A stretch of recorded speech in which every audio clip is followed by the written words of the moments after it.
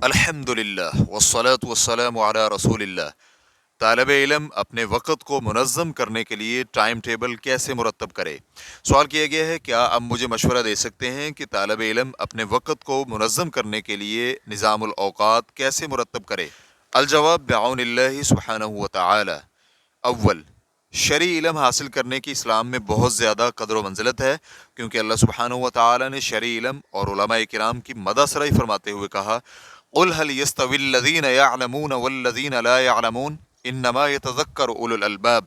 کہہ دیجئے، کیا علم رکھنے والے اور علم نہ رکھنے والے برابر ہو سکتے ہیں؟ یقیناً نصیحت عقل والے ہی حاصل کرتے ہیں۔ سورۃ الزمر آیت نمبر 9۔ اسی طرح اللہ سبحانہ وتعالی نے یہ بھی فرمایا، انما یخشی اللہ من عباده العلماء۔ یقیناً اللہ تعالیٰ کے بندوں میں سے علماء ہی اللہ سے ڈرتے ہیں۔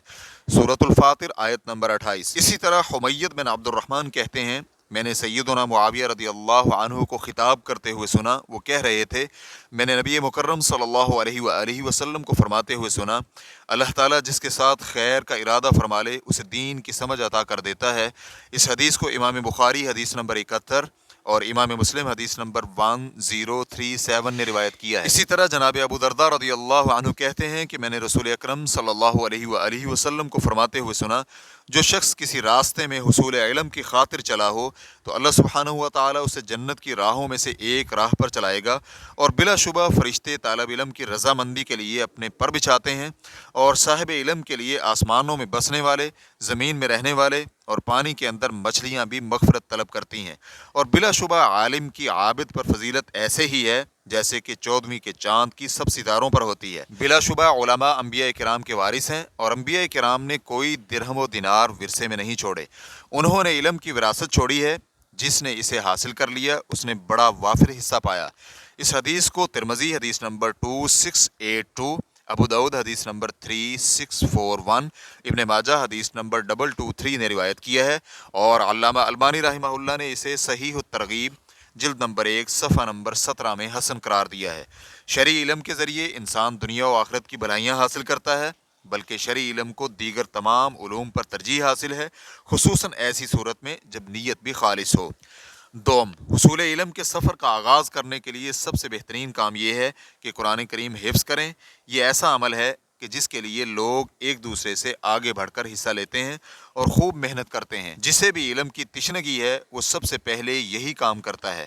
سوم، طالب علم کے لیے حصول علم کا راستہ آسان بنانے کا طریقہ یہ بھی ہے کہ علم کی آبیاری کرنے والے علماء کرام اور مشائخ کی صحبت میں وقت گزارے، کیونکہ حصول علم کا مختصر ترین راستہ یہ ہے کہ اللہ تعالیٰ کسی کو اچھا استاد میسر کر دے یا علوم نبوت کا ماہر دستیاب کر دے کہ جس کے پاس رہتے ہوئے انسان علم حاصل کرے۔ چہارم، نظام الاوقات ترتیب دینے کے لیے ان نکات پر عمل پیرا ہوں۔ نمبر 1، پہلے ان کاموں کے وقت مقرر کریں جو روزانہ کرنے ہیں، مثلا سونے کا وقت، کھانے کا وقت، ملنے جلنے کا وقت، کلاس کا وقت اور سرکل سٹڈی کا وقت۔ نمبر 2، وقت کو قیمتی بنانے اور وقت کو ضائع ہونے سے بچانے کے لیے معاون امور میں یہ بھی شامل ہے کہ جس چیز سے بھی وقت ضائع ہوتا ہو اسے آغاز میں ہی فوری طور پر ختم کر دیا جائے، مثلا بہت زیادہ سونا، بہت زیادہ کھانا پینا، شرعی فوائد کے بغیر باہمی ملاقاتیں کرنا، صرف گپ شپ کے لیے ملنا جلنا، وقت ضائع کرنے والی سرگرمیوں سے بچنا، ڈرامے، ٹی وی شو، مختلف جریدے، رسالے، گیم، ٹورنامنٹ اور مقابلوں میں اپنا وقت ضائع مت کریں۔ شیخ محمد بن صالح العثیمین رحمہ اللہ کہتے ہیں، طالب علم اپنے وقت کو ضائع کرنے سے بچائے۔ وقت ضائع کرنے کی کئی شکلیں ہو سکتی ہیں۔ پہلی صورت، انسان علم حاصل کرنے کے بعد باہمی مذاکرہ نہ کرے اور جو کچھ پڑھ لیا ہے اس کی دہرائی نہ کرے۔ دوسری صورت، دوستوں کے ساتھ فضول گپ شپ میں وقت ضائع کر دے۔ تیسری صورت، یہ صورت سب سے خطرناک ہے کہ انسان صرف لوگوں کی باتوں کے پیچھے لگا رہے، کیا کہا، کیا کہا گیا، کیا ہوا اور کیا ہونے والا ہے وغیرہ، اس جیسی لا یعنی باتیں کہ جس سے اس شخص کا کوئی تعلق ہی نہیں ہے، تو یہ یقیناً اس شخص کے کمزور مسلمان ہونے کی وجہ سے ہے۔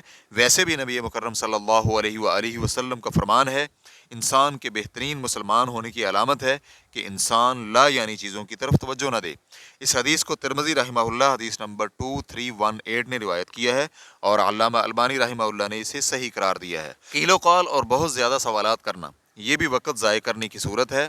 اگر یہ چیز کسی انسان میں پیدا ہو جائے تو یہ بھی ایک بیماری ہے، اللہ ताला हमें महफूज रखे।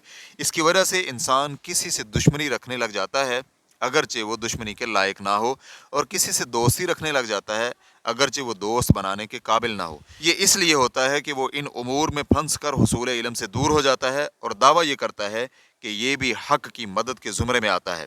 हालांकि हकीकत में ऐसे नहीं है, बल्कि ये ला यानी चीज़ों में अपने आप को मशगूल करने में आता है। अलबत्ता अगर आपके पास कहीं से ख़बर आ जाए और आप इन ख़बरों को तलाश भी न करें तो इसमें कोई हर्ज नहीं, क्योंकि ख़बरें तो हर इंसान तक पहुंचती हैं। लेकिन इंसान अपने आप को इस काम में हलकान मत करे। अपनी ज़िंदगी का मकसद इन फजूल चीज़ों और कमतर चीज़ों को मत बनाए, क्योंकि फिर इंसान इल्म हासिल नहीं कर पाता, इंसान के तमाम मामलात बिगड़ जाते हैं और उम्मत में हिज़बियत का दरवाज़ा खुल जाता है और उम्मत बिखर कर रह जाती है। रेफरेंस के लिए देखिए किताबुल इल्म सफ़ा नंबर 143 ता 144। जुज़ता वक़्त को मुनज़्ज़म और कीमती बनाने के हवाले से नुकसानदेह बात यह भी है कि आज का काम कल पर छोड़ दें। ये बहुत बड़ी बीमारी है जो कि इंसान को बहुत से दीनी दुनियावी मफादात से महरूम कर देती है। जुज़ सा दुनिया का सबसे बड़ा फ़ायदा ये है कि इंसान अपने आप को हर वक्त किसी भी ऐसे काम में मसरूफ़ रखे जो उसके लिए सबसे बेहतरीन हो और आखिरत के लिए मुफीद तरीन हो।